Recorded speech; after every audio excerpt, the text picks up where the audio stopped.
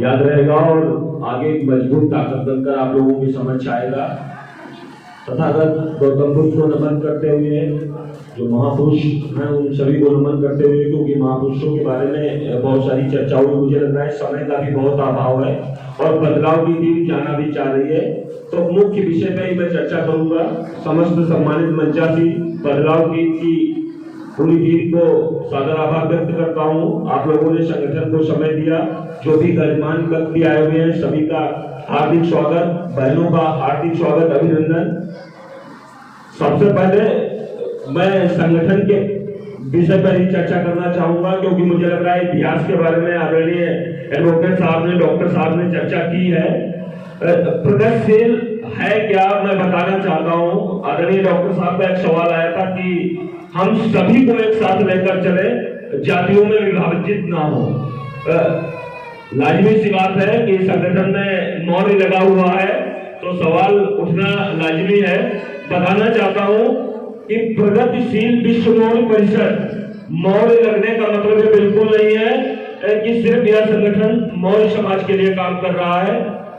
जो लोग भी हमारी टीमों से जुड़े हुए हैं उन्हें जानकारी होगी कि हमारे पास जो भी समाज का व्यक्ति आता है, भले ही क्यों ना वो ब्राह्मण समाज का व्यक्ति है या यादव है, एससी है, किसी भी कास्ट से आता है और अगर पीड़ित है किसी प्रकार का, उस मामले में मैं खुद अपनी दखलंदाजी देता हूं। ऐसा नहीं कि हमने अपने जिलाध्यक्ष से कह दिया कि आप बात कर लो, देखो क्या हुआ, कैसे होगा। मैं खुद वहां के प्रशासन से बात कर और कोशिश करता हूं उस परिवार को न्याय मिल सके।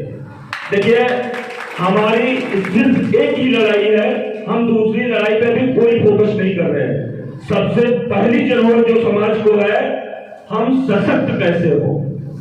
हमारी लड़ाई, देखिए बहुत सारे पैसे वाले लोग, बहुत धनी लोग मौर्य समाज से आते हैं अपनी जातियों में, बहुत सारे पैसे वाले लोग हैं, बहुत सारे शिक्षित भी हैं, अच्छे अच्छे ओहदों पर बैठे हुए हैं और बहुत ज्यादा जमींदार भी लोग हैं हमारे साथ, लेकिन क्या वो समाज को सपोर्ट करते हैं?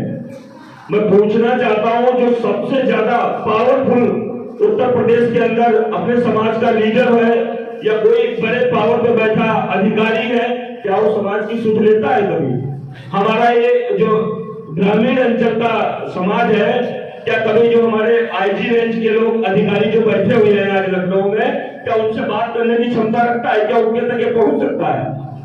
कभी नहीं पहुंच सकता। तो सबसे पहली जरूरत है इनके अंदर उत्साह जगाने की, कि सीढ़ी बाई सीढ़ी, ये डायरेक्ट तो कोई कहीं नहीं जा सकता है। मुझे भी जब मैंने इस संगठन का निर्माण करा था, आदरणीय डॉक्टर साहब का बड़ा सहयोग रहा है। हम लोग उस समय दूसरी दिशा में जा रहे थे और एक दूसरा संगठन था जो कहीं ना कहीं हम लोगों को गलत दिशा में लेके जा रहा था। अजय भाई भी हमारे साथ थे, पूरी टीम हमारे साथ काम कर रही थी, लेकिन जैसे धीरे धीरे हम लोगों को आभास हुआ कि जो दिशा हम लोग तय कर रहे हैं वो दिशा कहीं ना कहीं हमें गलत दिशा में लेकर जा रही है। डॉक्टर साहब बराबर हमारे संपर्क में रहते हैं, इन्होंने भी मार्गदर्शन दिया और टीम का निर्माण किया गया। सोचा गया कि कुछ नया कैसे किया जाए। नया इसलिए हम लोग सोच रहे हैं, हमारा बस एक ही मात्र मकसद है कि जिस दिन हम अपनी बात रखने में सक्षम हो गए, उस दिन हमें कोई हिला नहीं सकता। और जब तक हम अपनी बात रख नहीं सकते हैं, आप MBA करके चले आओ, आप PhD करके चले आओ, अगर बोलने का हिम्मत नहीं है दिमाग में या बोल नहीं सकते हो किसी के बीच में बैठकर, तो मुझे नहीं लगता आप कुछ कर सकते हो।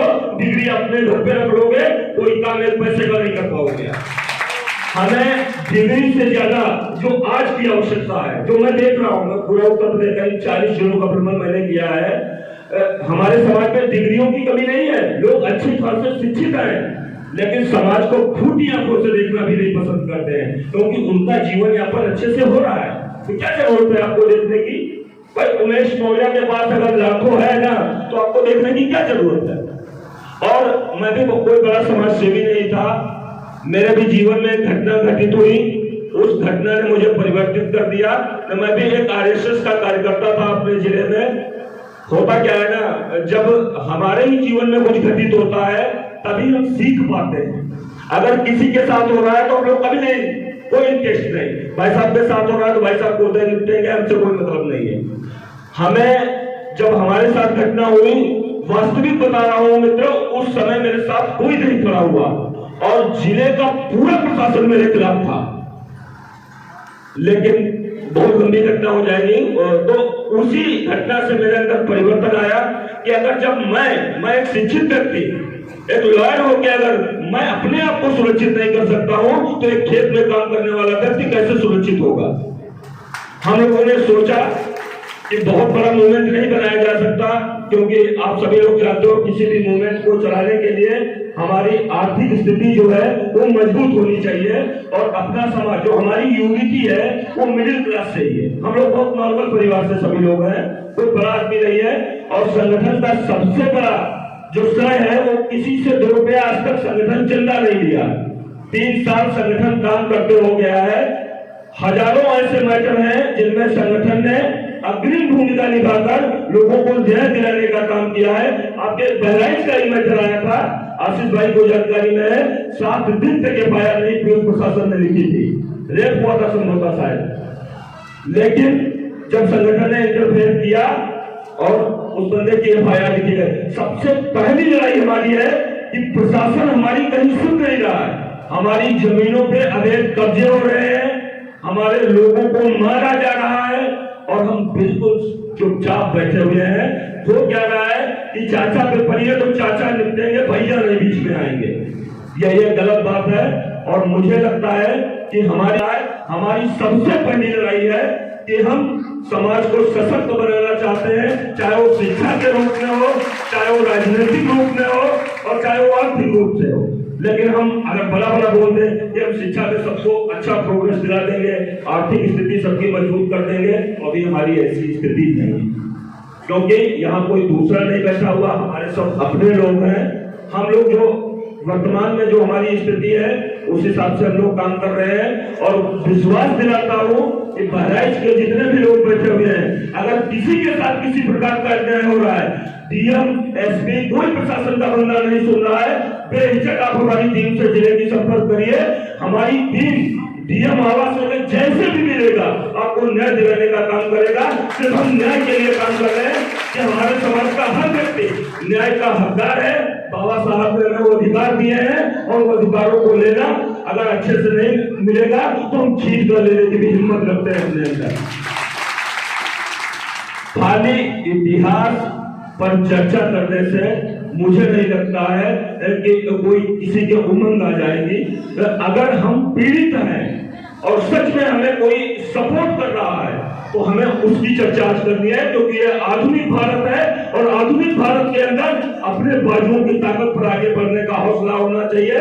इसके अलावा कुछ भी नहीं कर सकते हो। जब तक आधुनिक भारत में अपनी ताकत को प्रदर्शित नहीं कर सकते हो आप, बिल्कुल निर्धार आप चाहे जितने बड़े शिक्षित हो और चाहे जितने बड़े पैसे वाले हो, कुछ भी नहीं कर पाओ। बहुत सारे ऐसे पैसे वाले लोग हमें मिलते हैं, जो पैसे वाले तो बहुत हैं, अच्छे अहदे पे भी बैठे हैं, लेकिन प्रशासन के बीच में लड़ नहीं पा रहे हैं। कुछ उनकी मजबूरियां हैं, उन पर चर्चा करना ठीक नहीं है। और दूसरी बात आप लोगों को बताना चाहता हूं कि संगठन अगर आपको जोड़ रहा है तो किसी से 1 रुपये नहीं ले रहा है। हमारा जोड़ने का मतलब एक ही है, हम ये नहीं चाहते। जोड़ना क्या है, लिस्ट बनानी अगर हो ना तो अभी 1000 लोगों की लिस्ट बना के तैयार, क्योंकि 50,000 लोग हमारे ऐसे जानने वाले लोग हैं। हम जोड़ना ऐसे व्यक्ति को चाहते हैं जो साथ रहकर संघर्ष कर सके। 15 लोग, आज मुझे लग रहा है यहाँ बहराइच की टीम में 50-60 लोग काम कर रहे हैं, लेकिन इसमें 15 लोग ऐसे हैं कि उनको रात में अगर 12 बजे आप फोन करोगे तो रात में 12 बजे खड़े होंगे। तो हमें जरूरत है, जैसे संविधान की, आधुनिक भारत है, यहाँ पे तलवार से ज्यादा संविधान की आवश्यकता है। ये बात हम लोग जान रहे हैं बहुत अच्छे से। जिसको संविधान का ज्ञान है उसे तलवार की आवश्यकता नहीं है, लेकिन कहीं ना कहीं जरूरत है, उसे समझने की जरूरत है कि वो मंच से सारी बातें शेयर करना उचित नहीं होता है। हम अपने आप को अंदर से स्ट्रॉन्ग तभी बना पाएंगे जब अपने भाई के साथ भाई खड़ा होगा, और भाई के साथ भाई नहीं खड़ा होगा तो हम अपने आप को तो समझ लें कि हमारे उमेश मौर्य राष्ट्रीय अध्यक्ष है, तो क्या है उमेश मौर्य अपने घर का राष्ट्रीय अध्यक्ष होगा। तो सबसे पहली जरूरत है, संगठन का एकमात्र उद्देश्य है कि यहाँ कोई कार्यकर्ता नहीं है, यहाँ पे सभी भाई हैं, मैं सभी को संदेश देता हूँ अपने कार्यकर्ताओं को, एक आदत जरूर आप लोग छोड़ दीजिएगा। मेरी तरफ से रिक्वेस्ट है कि पैर छूने की आदत आप लोग अपने दिमाग से हटा दीजिएगा। हमें जिससे मिलना है उसके गले मिलना है, उसके दिल से दिल को मिलाना है। पैर छूने की आदत और एक गुलामी की आदत दोबारा हमारे अंदर नहीं आनी चाहिए। बाकी बहुत बड़ा लंबा चैप्टर है संगठन का, संगठन जिन पे काम कर रहा है। हम चाहते हैं कि हर जिले में एक मॉल भवन का निर्माण हो ताकि जिले पे आने वाले लोगों को सहारा मिल सके। आज वैश्य धर्मशाला है, मिश्रा धर्मशाला है, लेकिन मॉल धर्मशाला नहीं रहता है, तो कुछ ऐसी व्यवस्थाओं पर भी हमारी टीम वर्क कर रही है। अभी बहुत ज्यादा प्रोग्रेस तो नहीं हो पाया है, लेकिन वर्क कर रही है हमारी टीम। हम चाहते हैं कि प्रतिवर्ष कुछ कन्याओं की शादी करवाई जाए। हम समाज को एक संदेश दें कि दहेज से थोड़ा सा परहेज करें। एकदम नहीं परिवर्तन कर सकते, हम कहते हैं कि हम भारत को एक बड़े बदलाव की ओर ले जा सकते हैं, तो मुझे नहीं लगता है कि इतनी जल्दी हम बदल सकते हैं।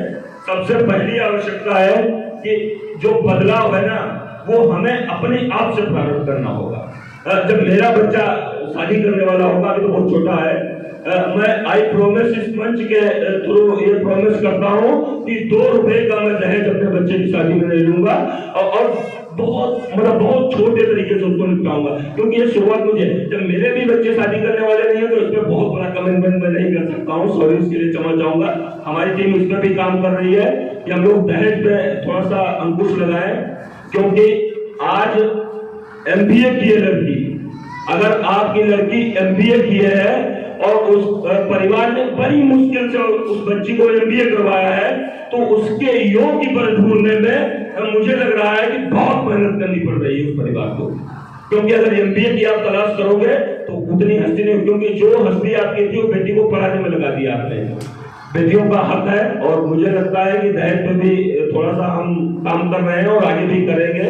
बाकी सबसे पहली लड़ाई हमारी यही है कि समाज को एक मजबूत ताकत बनाई जाए, हर भाई एक दूसरे भाई के साथ खड़ा हो। मेरा मात्र एक उद्देश्य है, मैं यहाँ तक आया हूँ तो मैं आप लोगों को भाषण सुनाने नहीं आया हूँ, क्योंकि बहुत से नेता नहीं हूँ मैं एक नॉर्मल परिवार से हूँ। मेरा एकमात्र उद्देश्य है कि आप भाई भाई के साथ खड़ा होना सीख ले। कोई भी ताकत तुम्हें हिला नहीं सकती है, सरकार चाहे जिसकी हो, चाहे जिसकी सरकार। आज आप समझ लीजिएगा कि आदरणीय केशव प्रसाद जी डिप्टी CM उत्तर प्रदेश के हैं, सबसे ज्यादा हत्याएं किसकी हुई है उत्तर प्रदेश के अंदर? मौर्य साक्य सैनी कुशवाहा की हुई है। लेकिन आज यादव सत्ता में नहीं है, लेकिन क्या यादव को कोई झुका सकता है? उनके अंदर एक साहस पैदा हो गया है कि हम एक दूसरे के साथ खड़े हो जाएंगे। लेकिन हमारे लोग एक दूसरे के साथ खड़े नहीं हो रहे हैं, और इस संगठन के माध्यम से हम कोशिश कर रहे हैं कि एक दूसरे के साथ हम खड़े हो, लोगों को ताकत दें, ताकि जो पीछे घटनाएं हुई हैं उनकी पुनरावृत्ति न हो। बाकी बहुत ज्यादा चर्चा ठीक नहीं है, क्योंकि समय का अभाव है। मुझे भी 200 किलोमीटर जाना है, और एक बार पुनः मैं पूरी बहराइच टीम का तहे दिल से आभार व्यक्त करता हूँ। आप सबने इतना संघर्ष, इतनी मेहनत, आज 7-8 दिन हो गया, मैं देख रहा हूँ हमारी टीम रात दिन चल के जो ये संख्या आई है इनको एकत्रित करने का काम किया है। और मैं चाहूंगा कि जो पूरा वक्तव्य आप कार्यक्रम में सुन रहे हैं, चाहे किसी भी वक्ता का हो, सिर्फ उसको सुनने के बाद निकालना नहीं। अगर 2% भी अमल कर गए आप उस पर, केवल 2%, चाहे आदरणीय वकील साहब का हो या डॉक्टर साहब का हो, बहन जी का हो या अदर मित्रों का हो, अगर 2% भी आप अमल कर गए तो हमारा यहाँ आना जो है वो सार्थक हो जाएगा। आप लोगों से अनुरोध है कि थोड़ा सा संगठन को सपोर्ट करिए। आपको आर्थिक रूप से सपोर्ट करने की जरूरत नहीं है, लेकिन सामाजिक रूप से अगर हमारी टीम कोई मूवमेंट यहाँ पे करती है किसी मुद्दे को लेकर, तो विनम्र निवेदन है सिर्फ आप हमारी टीम के साथ खड़े हो जाइए। बाकी लड़ाई लड़ने में हमारी टीम सक्षम है, किस अधिकारी से निपटना है ये हम लोग निपट लेंगे, लेकिन टीम के साथ खड़े हो जाइए आप लोग, टीम का साहस बढ़ जाए। यही निवेदन करने आया हूं आप सभी से। बाकी बहुत से वक्ता हैं, विशेष बिंदुओं पे चर्चा करेंगे आपसे। जय हिंद, जय भारत। बहुत बहुत धन्यवाद।